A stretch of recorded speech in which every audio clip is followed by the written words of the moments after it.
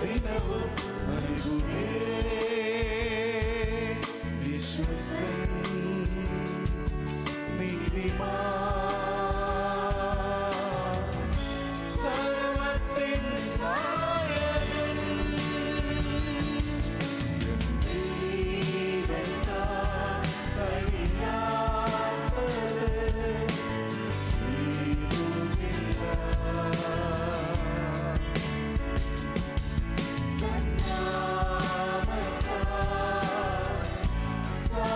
ഏതുമില്ല.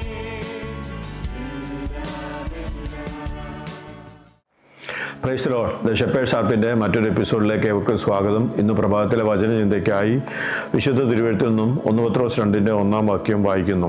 ആകയാൽ സകല ദുഷ്ടതയും എല്ലാ ചതിവും വ്യാജഭാവവും അസൂയയും എല്ലാ നുണയും നീക്കിക്കളഞ്ഞ് ഇപ്പോൾ ജനിച്ച ശിശുക്കളെ പോലെ രക്ഷയ്ക്കായി വളരുവാൻ വചനമെന്ന മായമില്ലാത്ത പാൽ കുടിപ്പാൻ വാഞ്ചിപ്പീൻ. ദൈവവചനത്തിൻ്റെ മറ്റൊരു പ്രത്യേകതയാണ് ഇവിടെ കാണുന്നത്. It is a pure spiritual milk.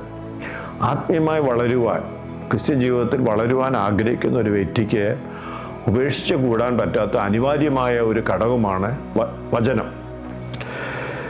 ഇവിടെ നമ്മൾ കാണുന്നത് God's word is a pure milk and it is a spiritual milk and it is healthy milk. ദൈവവചനം അത് ശക്തിയുള്ളതാണ്, അത് ശുദ്ധീകരിക്കുന്നതാണ്, അത് പ്യുവറാണ്, അത് സ്പിരിച്വലായിട്ട് വളരാൻ നമ്മൾക്ക് ഗുണം ചെയ്യുന്നതാണ്. അങ്ങനെ വളർന്നാൽ മാത്രമേ we can experience the full benefit of salvation. രക്ഷിക്കപ്പെട്ടു എന്ന് പറഞ്ഞുകൊണ്ട് നമ്മുടെ ജീവിതത്തിൽ പിന്നെയും ദുഷ്ടതയും ചതിവും വ്യാജഭാവവും അസൂയയും നുണയും ഒക്കെ വെച്ചുകൊണ്ടുള്ള ഒരു ജീവിതമാണെങ്കിൽ നാം രക്ഷിക്കപ്പെട്ടു എന്ന് പറഞ്ഞിട്ട് കാര്യമില്ല. നാം ക്രിസ്തുവിനെ സ്വന്തം രക്ഷിതാവായി സ്വീകരിച്ചൊരു വ്യക്തിയാണെങ്കിൽ, നാം വീണ്ടും ജനനം പ്രാപിച്ചൊരു വ്യക്തിയാണെങ്കിൽ, നാം വചനം വായിക്കുമ്പോൾ അത് ധ്യാനിക്കുമ്പോൾ നമ്മളിലുള്ള ഈ പറഞ്ഞ പ്രവൃത്തികളെല്ലാം ഒന്നൊന്നായി പറഞ്ഞ് ക്രിസ്തുവിൻ്റെ സ്നേഹത്തിൽ അധിഷ്ഠിതമായ ഒരു ക്രിസ്തീയ വിശ്വാസ ജീവിതം നയിപ്പാൻ ഇടയായിത്തീരണം. ക്രിസ്ത്യ ജീവിതത്തിൽ വളർച്ചയുണ്ടാകണം. എബ്രായർ 5 വായിക്കുന്നു, ശിശുക്കൾക്കാണ് പാല് കൊടുക്കുന്നത്, നമ്മൾ മച്ചുറാകുമ്പോൾ സോളിഡ് ഫുഡ് കഴിക്കണമെന്ന് പറയുന്നുണ്ട്. ഇപ്പോഴും ദൈവസഭകളിൽ നമ്മൾ രക്ഷയെപ്പറ്റി മാനസാന്തരത്തെപ്പറ്റിയൊക്കെ പ്രസംഗിച്ചുകൊണ്ടിരിക്കുന്നുവെങ്കിൽ, വിശുദ്ധിയെപ്പറ്റിയൊക്കെ പ്രസംഗിച്ചുകൊണ്ടിരിക്കുന്നെങ്കിൽ അതിന് കാരണം നമുക്ക് സ്പിരിച്വൽ മച്യൂരിറ്റി ഇതുവരെയും വന്നിട്ടില്ല. നമ്മൾ ദൈവവചനത്തിൻ്റെ, ദൈവരാജ്യത്തിൻ്റെ മർമ്മങ്ങളെ ഗ്രഹിക്കത്തക്ക നിലയിൽ നമ്മൾ മച്ചുറായിത്തീരേണ്ടത് ക്രിസ്ത്യ ജീവിതത്തിൽ ആവശ്യമാണ്. അതുകൊണ്ട് ഇന്ന് വാക്കാലം കേൾക്കപ്പെടുന്ന വചനത്തും നമ്മെ സമർപ്പിച്ച് നമ്മുടെ ജീവിതത്തിൽ കളയേണ്ടതിനെയൊക്കെ കളഞ്ഞ് ചേർക്കേണ്ടതിനൊക്കെ ചേർത്ത് വിശുദ്ധിയിൽ, ദൈവകൃപയിൽ നല്ല ക്രിസ്ത്യ ജീവിതം വളർത്തിയെടുക്കുവാൻ ദൈവമായ കർത്താവ് നമ്മെ സഹായിക്കട്ടെ.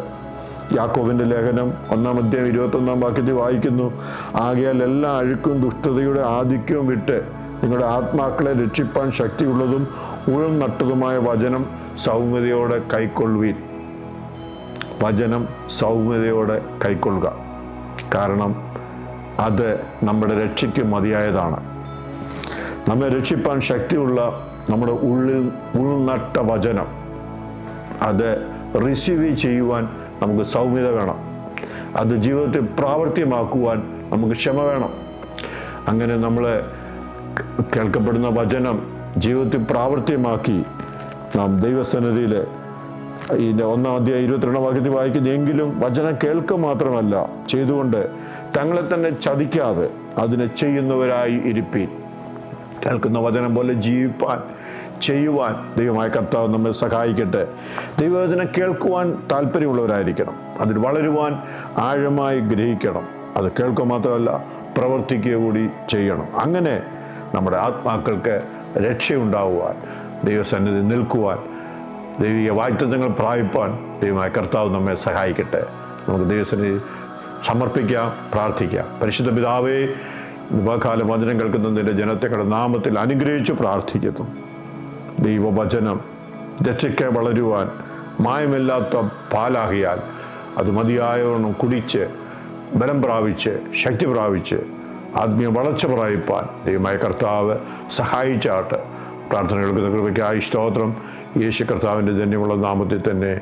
ആമേൻ.